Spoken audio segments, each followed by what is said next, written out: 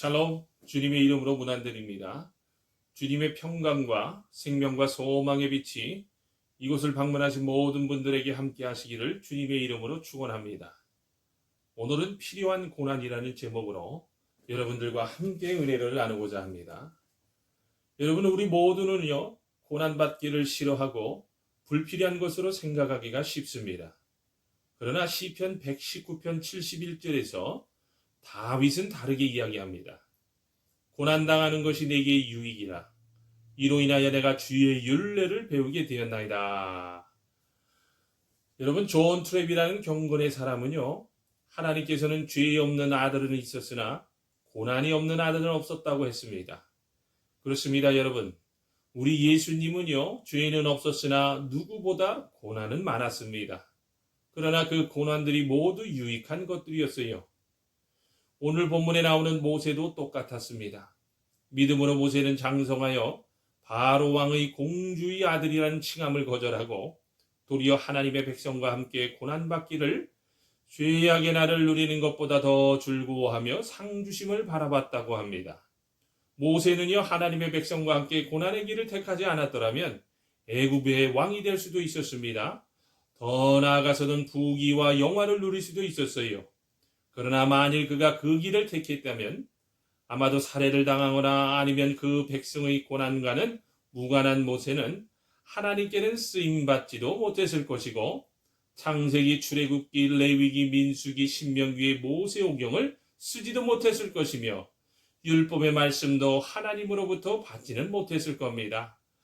육체적으로는 그 백성과 함께 고난을 받았으나 모세의 일생은 참으로 영광된 삶을 살았습니다. 백성을 위한 고난이 오히려 그에게는 참으로 유익했고 모세를 모세되게 해주었던 거예요.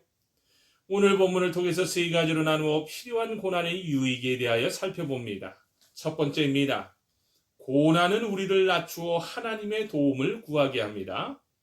높은 산이 물을 모으지 못하고 낮은 골짜기에 물이 모임과 같이 하나님 없이 모든 것을 할 수 있다고 생각하면 교만의 산이 점점 높아져서 하나님의 도움을 구하지도 않고 또 하나님을 찾지도 않게 됩니다. 그리고는 결국 하나님을 떠나 인본주의로 빠지고 멸망하게 되는 거예요. 그러나 하찮다고 생각하는 적은 고난은요, 오히려 우리로 하여금 하나님을 찾게 하고 하나님의 도움을 구하게 하며 하나님 없이는 일순간도 살 수 없게 됨을 깨닫게 해줄 때가 있어요. 하나님은 시련은 유시나 실패케 하지 않으신다는 말씀을 믿을 수 있어야 합니다. 손 없이 도끼만으로 나무를 쪼갤 수 없듯이 하나님의 도구들은 하나님이 사명을 주시기 전에는 활동할 수가 없습니다. 대표적인 예가 욥이에요. 욥은요, 고난 가운데서 하나님의 뜻을 알았다고 합니다. 그래서 욥은요, 이렇게 고백을 합니다. 하나님께서 주신 평강과 은혜와 축복을 마귀가 거두어 가버렸다고 하지 않고 하나님께서 거두어 가셨다. 그렇습니다, 여러분. 때로는 마귀가 고난을 주기도 하고 절망을 하기도 하지만 이때가 바로 하나님께서 우리를 낮추시고 연단하여 마침내 더 좋은 길을 열어주시고자 있는 고난이라고 요처럼 깨달을 수 있어야 참 성도요 제자인 겁니다. 고난은 순간적이지 영원하지 않습니다. 참 성도요 제자라면 마치 은으로 만든 종과 같아서 고난으로 세게 치면 칠수록 더욱더 하나님께서 승리하게 하신 것을 더 큰 소리로 울려 퍼지게 합니다. 가시는요, 땅 위에서 나는 가장 저주받고 콕콕 찌르는 보잘것없는 줄기지만 그 사이에서 가장 향기롭고 가장 아름다운 꽃 가운데 하나인 장미꽃을 피우게 합니다. 여러분, 한 해를 시작하면서 우리는 절대로 교만해서는 안 됩니다. 교만은 패망의 선봉이요, 넘어짐의 으뜸입니다.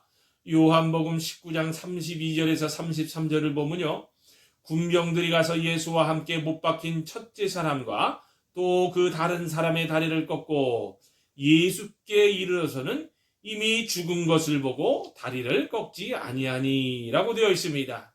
그렇습니다, 여러분. 이미 꺾인 주님의 다리는 꺾지 않았다고 합니다. 때로는 주님이 쓸 만큼 낮아지지 않고 주님의 뜻을 헤아릴 만큼 영적이지 못하면 적은 고난을 통해 우리를 낮추시며 하나님이 하나님됨을 알고 깨닫게 할 때가 있다는 것을 잘 알고 겸손의 사람들이 될 수 있어야 합니다. 두 번째입니다. 고난은 믿음의 사람으로 단련시켜줍니다. 하나님의 말씀에 보면 쇠를 쳐서 대장장이가 그 목적대로 괭이와 호미와 낯을 만듦과 같이 다양한 고난의 풀무 속에 넣어 달군 후 목회자와 선교사, 사모와 장로, 전도사와 집사 등의 지도자를 만드십니다. 그래서 때로는요, 하나님의 징계는 우리에게 교훈이 되고 그의 채찍은 훈계가 되는 거예요. 악인은 최선의 상태에서도 나빠지지만 경건한 사람은요, 최악의 상태에서도 개선됩니다. 고난은 때로는 교만의 양분을 제거하고 새 소재의 떡덩이를 만든 것과 같이 우리를 다듬어 믿음의 사람으로 만들어줍니다. 욥기 23장 10절에 보면 나의 가는 길을 오직 그가 하시나니 그가 나를 단련하신 후에는 내가 정금같이 나오리라. 또 시편 26편 2절에서 4절을 보면 여호와여 나를 살피시고 시험하사 내 뜻과 내 마음을 단련하소서. 주의 인자하심이 내 목전에 있나이다. 내가 주의 진리 중에 행하여 허망한 사랑과 같지 않지 아니하였사오니 간사한 자와 동행치 아니하리이다. 또 말라기 3장 3절을 보면요, 그가 은을 연단하리니 깨끗게 하는 자같이 레위 자손을 깨끗게 하되 금은같이 그들을 연단하리니 그들이 의로운 제물을 나 여호와께 드릴 것이니라. 또 있습니다. 베드로전서 1장 7절을 보면 너희 믿음의 시련이 불로 연단하여도 없어질 금보다 더 귀하여 예수 그리스도의 나타나실 때의 칭찬과 영광과 존귀를 얻게 하려 함이니라고 되어 있습니다. 더욱이 요한계시록 3장 18절을 보면요, 라오디아 교회를 향하여 말씀하시기를 내가 너를 권하노니 내게서 불로 연단한 금을 사서 부요하게 하고 흰옷을 사서 입어 벌거벗은 수치를 보이지 않게 하고 안약을 사서 눈에 발라 보게 하라고 했습니다. 야고보서 1장 3절과 4절에서도요, 이는 너희의 믿음이 시련의 인내를 만들어내는 줄을 너희가 알미라. 인내를 온전히 이루라. 이는 너희로 온전하고 구비하여 조금 더 부족함이 없게 하려 함이라고 했습니다.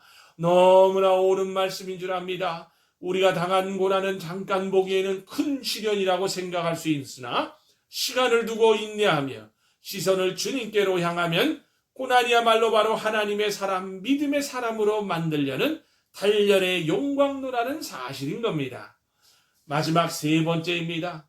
고난을 통하여 삶을 더욱 빛되게 하십니다. 호도나무는 바람이 없어 고요할 때마다 막대기로 맞을 때 더욱 그 수확이 풍성해진다고 합니다. 포도주도 피처럼 붉게 보일 때 더욱 맛이 나는 것 같이, 꽃이 비온 뒤 더욱 그 향기가 향기로운 것 같이 어떤 때는 적은 고난이 인간의 삶을 더욱 영광되고 빛나게 함을 볼 수 있습니다. 오늘 본문을 보아도 모세가 시내산에서 40일 고난이 금식 기도 후에 이스라엘의 영적 지도자가 되었으며, 스데반도 돌에 맞을 때 주님의 고난을 체험하고 주님이 우편에서 서신 것을 보았으며, 바울은 감옥 속에서 하나님께서 기도에 응답을 하는 것을 체험했으며, 아라비아 3년 반 동안의 고난의 과정을 거쳐 대사도가 되는 길이 열렸다고 합니다. 아울러 우리 예수님 또한 십자가의 고난의 길을 통하여 우리의 구세주가 되신 것을 잊어서는 안 됩니다. 여름 한나절의 더위가 겨울날의 일주일보다 음식을 더 부패시키는 것 같이 이기적 안일주의와 쾌락이 인생을 부패케 하고 겨울의 추위가 동백꽃을 더욱 아름답게 피게 하는 것 같이 고난이 인생을 더욱 아름답고 빛나고 영광되게 만드는 원인이 된다는 겁니다. 윌리엄 캐리 선교사님의 이야기를 끝으로 말씀을 맺습니다. 윌리엄 캐리가 인도의 선교사를 떠날 때 그의 형 윌리엄스는 영국의 의회원이요 고난이 없는 평온한 길을 걸었다고 합니다. 그러나 이제 마지막에 가서 영국이 대형 백과사전을 낼 때 윌리엄 캐리 인도에서의 선교 사역과 그리스도의 삶을 재현한 그의 고난의 삶은 한 장 반의 분량을 할애하여 기술해 놓았으나 그의 형 윌리엄스는요 단지 그의 윌리엄 캐리의 형이었다고 한 줄만 딸랑 대양 백과사전에 기록해 놓았다고 합니다. 사랑하는 여러분, 2021년 새해를 시작하면서 어떠한 삶을 살아야만 하는가에 대한 진지한 물음이 우리에게 스스로에게 있어야 합니다.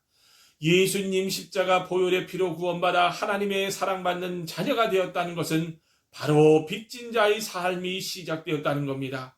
그러나 오늘날 많은 크리스천들이 예수님을 믿어 손해는 보지 않을까, 불이익을 당하지는 않을까, 고난이 나에게는 닥치는 것이 아닐까라며 주춤하며 뒤로 물러서는 분들이 많음을 볼 수 있습니다. 그러나 여러분 주저하지 마세요. 고난 뒤에는 반드시 영광의 약속이 주어져 있고 또한 그 상을 주시는 이가 바로 하나님이라는 것을 붙들며 살기를 부탁을 드립니다. 그리스도가 없는 삶은 무의미하며 그리스도와 함께 고난받는 길은 그 삶이 이 땅에서도 빛날 것이요 주 앞에 설 때 더 큰 상이 있다는 것을 바라보면서 최선을 다해 뛰는 한 해가 되시기를 주님의 이름으로 축원합니다. 아멘.